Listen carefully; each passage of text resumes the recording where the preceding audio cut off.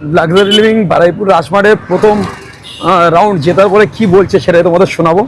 আর সম্রাটদার সাথে দেখা করলাম আজকে, অনেকদিন পর দেখা হলো। অনেকদিন পর সম্রাটদার সাথে দেখা হয়েছে একদম, আমার ঘরের ছেলে, পাড়ার ছেলে।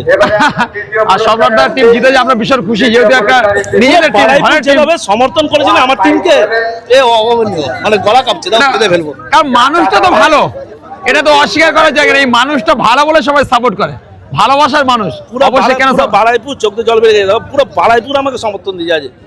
কোন টিম যায় না, মানে মনে হচ্ছে না। আমি একটা ভিডিওতে বলছিলাম যে সাহেবদা যেমন ফুটবল জগতে যেমন ক্ষেপের মাঠে একটা ভালো মানুষ, সম্রাটদাও খুব ভালো দেখছি সেম, সম্রাটদাও সেম। এখন কি বলবে সম্রাটদা, কেমন লাগছে? সেমিফাইনালে দেখা হবে, মানুষ এইভাবে সমর্থন করবে আমার দৃঢ় বিশ্বাস। একদম ফাইনাল মাঠে খেলছি, প্রথম খেলা জিতেছি, অনেক উপরওয়ালার কাছে অনেক অনেক মানে শুকরিয়া উপরওয়ালার কাছে। প্রথমবারেই তুমি ফাইনাল খেলো এই মাঠে, অবশ্যই আমরা সবাই চাই। যখন প্রথম লাইভ করেছিল শিয়ালদা ফুটবল, তোমরা দেখবে সবাই বলছে লাক্সারি ফাইনাল খেলবে।